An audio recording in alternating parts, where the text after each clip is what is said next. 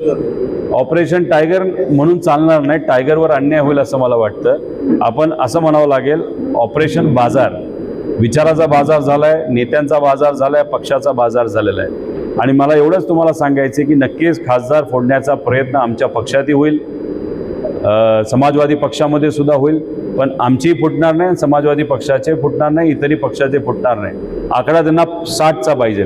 त्यांना काय करायचं तर डिलिमिटेशन कायदा पास करायचा आहे. 60 खासदारापैकी 20 खासदार हे TMCचे फोडलेत, 6 आत्ता फोडलेत, 26 झालेत.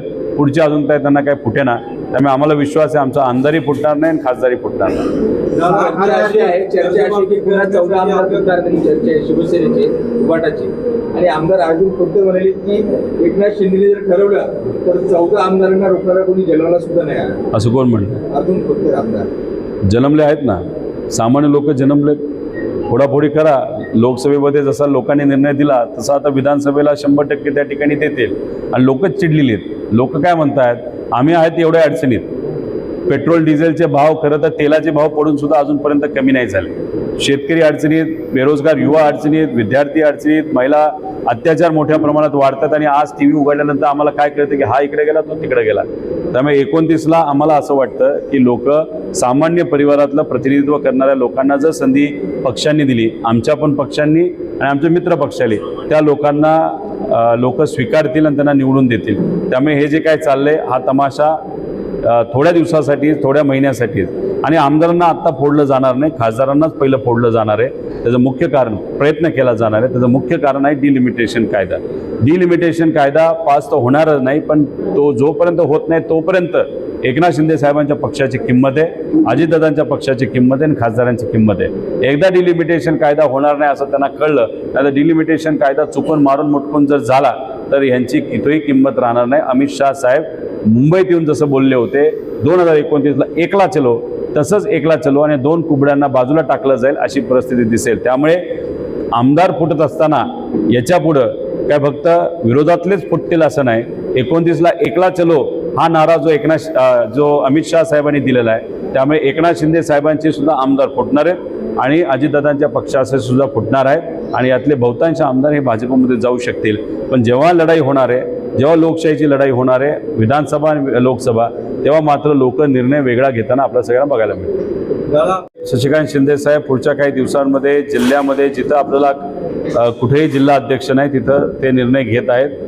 उद्याच का आजच काही जिल्ह्यांची बैठक त्यांनी मुंबईमध्ये लावलेली. हिंगोली जिल्ह्याची पण बैठक पुढच्या काही दिवसात होईल आणि पुढचा महिना संपेपर्यंत आपल्या या जिल्ह्याला आमच्या पक्षाकडनं एक अध्यक्ष आपल्याला मिळेल.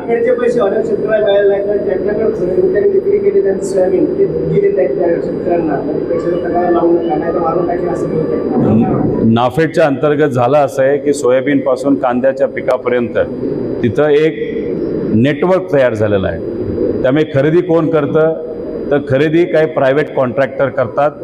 शेतकरी प्रोड्युसर कंपनीच्या अंतर्गत काही सत्ताधारी लोकांचे कार्यकर्ते तिथं खरेदी करतात. आणि मग खरेदी करत असताना शेतकऱ्याकडनं 4,000 रुपयाला सोयाबीन घेतलं जात होतं आणि सरकारला ते विकलं जात होतं 6,000 रुपयाला. त्यात नफा कोण होतं तर हे जे काही नेत्यांचे बगलबच्चे आहेत ते तिथं नफा कमवत होते. अन्याय कोणावर होत होता तर शेतकऱ्यांवर अन्याय होत होता. त्यामुळे नाफेड खरेदी प्रकरणामध्ये कुठेतरी आपल्याला सखोल चौकशी करावी लागेल, खोलात जावं लागेल. हाच विषय कांदा उत्पादक शेतकऱ्यांनी आमच्याकडे घेतला होता. आम्ही नाशिकमध्ये जे आंदोलन केलं होतं त्याच्यामध्ये एक मुद्दा आम्ही घेतला होता की नाफेडला तुम्ही खरेदी करायला सांगत आहात, ते बाहेर कुठेतरी कोपऱ्यात खरेदी करतात, त्याच्यापेक्षा डायरेक्ट खरेदी ही मार्केट कमिटीमध्ये झाली पाहिजे. स्वच्छ पद्धतीने, पारदर्शक पद्धतीने ही खरेदी झाली पाहिजे, जेणेकरून शेतकऱ्याला पण कळलं पाहिजे काय रेट निघतोय, कसा रेट निघतोय. आणि तसं आंदोलन केल्यामुळे ती आमची मागणी मान्य झाली आणि कांद्याच्या बाबतीत नाफेड आता मार्केट कमिटीमध्ये खरेदी सुरू केली. पण इथं सोयाबीनच्या बाबतीत कदाचित ते होत नसावं. त्यामुळे पारदर्शकता आणण्यासाठी आपल्याला कुठंतरी नाफेडबरोबर चर्चा करावी लागेल. पण जे शेतकरी आम्हाला इथं भेटले त्यांची अडचण आमच्यापर्यंत आलेली. आता आम्ही नाफेडचे जे काही या विभागाचे प्रमुख असतील त्यांच्याशी चर्चा करून त्यात काही मार्ग निघतोय का बघूया. जर निघत नसेल तर मग उद्या जाऊन आपल्याला रस्त्यावर उतरावं लागेल. महापौर हे भाजप पक्षातले आहेत, त्यांच्याकडे दुसरी अपेक्षा आपण काय ठेवणार. आता त्यांच्यासमोरच जर एक मुकादम पाण्यात पडत असेल, तुझा मॅनहोलमधून पडत असेल, तर दैनंदिन जीवनामध्ये सामान्य लोकांना किती अडचणी येत असतील याचा विचार कधी तिथं केला गेला नाही. काही रस्ते झाले, पण थोडासा पाऊस आला काही दिवसांपूर्वी तरी ते रस्ते तुडुंब भरले.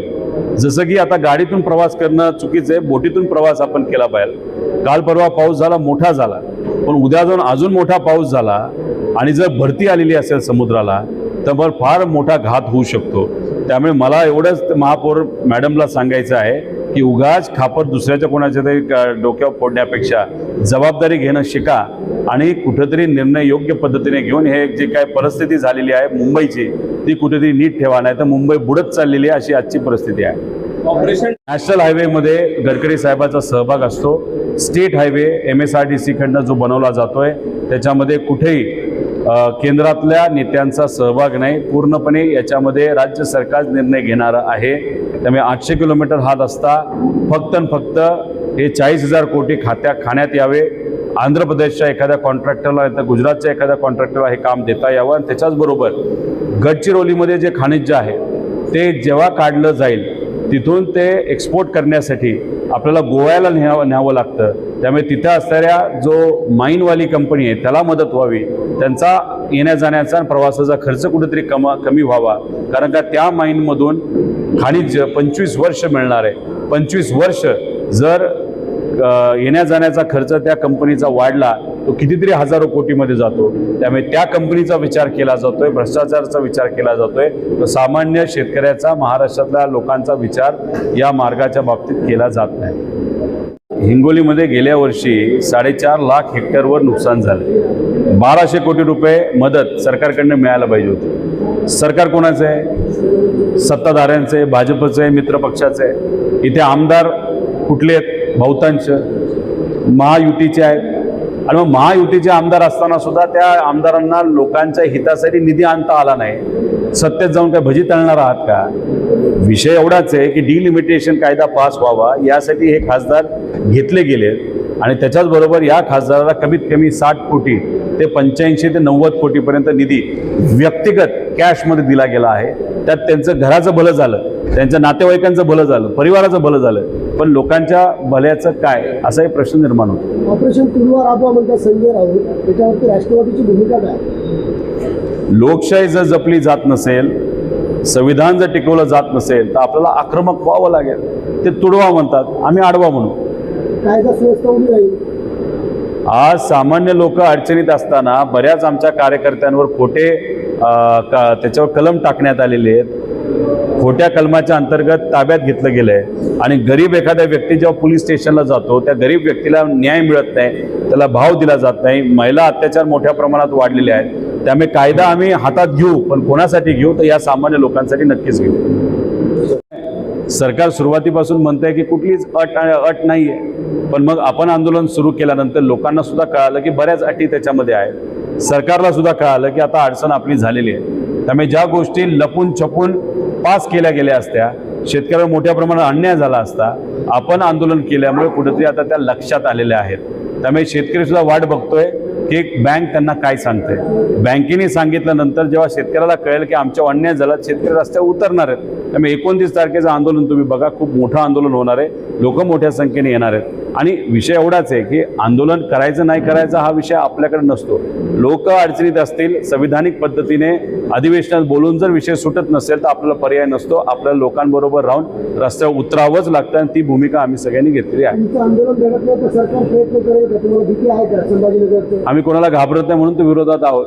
आमचं आंदोलन नक्कीच दाबण्याचा प्रयत्न तिथं केला जाईल. आकडाच लोकांचा इतका मोठा असेल तेवढी तर पोलीस आणता येणार नाही, पोलिसांच्या गाड्या तेवढ्या आणता येणार नाही. आणि पोलिसांच्या गाड्या आणि समजा पोलीस तेवढ्या मोठ्या संख्येने आलेच तर आम्ही आमचा रास्ता रोको आंदोलन हे जेल भरो आंदोलनाकडे वळू शकतो. विरोधी पक्षाला विकास करता येत नाही म्हणून 6 खासदार जे शिंदे गटात गेले आणि त्यांनी तर काय किती गुन्हे दाखल झाले तर तुमच्यावरती? 2 गुन्हे आहेत. 2 गुन्ह्यापासून सुरुवात झालेली आहे. ते गुन्हे वाढतच जातील. या सरकारच्या विरोधात आम्ही सर्वजण लढत आहोत, बोलत आहोत, कृती करत आहोत आणि हे सरकारला अजिबात पसंत नाही. सरकारला असं वाटतं की जसे खासदार आणि आमदार फुटून आणि नेतेसुद्धा फुटून त्यांच्याकडे जातात, शरणागती स्वीकारतात, त्यांची अपेक्षा आहे की आम्ही सुद्धा ती शरणागती स्वीकारली पाहिजे. पण आम्ही मराठी माणसं आहोत, महाराष्ट्रातली माणसं आहोत. आम्ही कधी दिल्लीसमोर शरणागती तिथं स्वीकारणार नाही. आम्ही लढत राहू. त्यामुळे येत्या काळामध्ये आमच्यावर गुन्हे वाढत जातील. 353चे 2 गुन्हे आहेत, अजून कदाचित वाढतील, कदाचित जेलमध्ये सुद्धा टाकलं जाईल. पवार कुटुंबावरती गुन्हे दाखल व्हायचे नाही पूर्वीपासून पाहिलं तर. आता शेवटी पवार परिवार राजकीय क्षेत्रामध्ये या राज्यामध्ये खूप त्यांचं मोठं काम आहे, आदरणीय पवार साहेबांच्या माध्यमातून आणि अजितदादांच्या माध्यमातून. आता सुप्रियाताई असतील, आम्ही असो आज लढतोय. आता पूर्वीचं राजकारण वेगळं राजकारण होतं. पूर्वीचं राजकारण सामान्य लोकांच्या अवतीभोवती फिरायचं, नाही तर सामान्य लोकांना केंद्रबिंदू ठेवून केलं जायचं. आज सामान्य लोक राहिले बाजूला.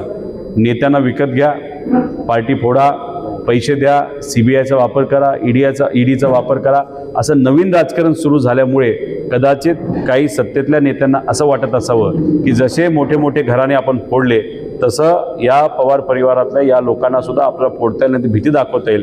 पण कितीही त्यांनी भीती दाखवली तरी आम्ही कोणाला घाबरत नाही. उद्या जेलमध्ये टाकायचं झालं तरी काय आम्ही तिथं घाबरणार नाही. कॉक्रोच जनता पार्टी हे जे सोशल मीडियाचं एक ग्रुप आहे, आम्ही त्यांना पाठिंबा दिलेला आहे. विषय अतिशय महत्त्वाचा त्यांनी घेतलेला आहे. पण त्यांना मला एवढंच सांगायचं आहे, हे सरकार गांड्याच्या कातडीचं आहे. त्यामुळे गेंड्याच्या कातडीचं सरकार हे असं सहजपणे कुठेही तिथं आपलं ऐकणार नाही. त्यामुळे आंदोलन आपल्याला अजून मोठं करावं लागेल. त्यांच्या लेवलवर ते करत आहेत. पण नीटचा प्रश्न हा महत्त्वाचा झालेला आहे. आणि कुठंतरी आता मनामध्ये असा एक विषय यायला लागलेला आहे की नीटवर आपण अवलंबून न राहता तमिळनाडू सरकारने ज्या पद्धतीने निर्णय घेतला होता की महाराष्ट्रामध्ये असणाऱ्या ज्या काही जागा आहेत मेडिकलच्या, त्या पूर्णपणे फक्त महाराष्ट्रातल्या मुलांना तिथं संधी दिली जावी. आणि नीट परीक्षापेक्षा आपली वेगळी परीक्षा जर असेल जी 2014च्या आधी असायची तशी असेल तरच इथं असणाऱ्या सामान्य परिवारातल्या मुलांवर न्याय होऊ शकतो. नीट पेपर 2दा फुटलेला आहे आणि तिसऱ्यांदा फुटणार नाही अशी काही आपल्याला गॅरंटी कुणी घेऊ शकत नाही.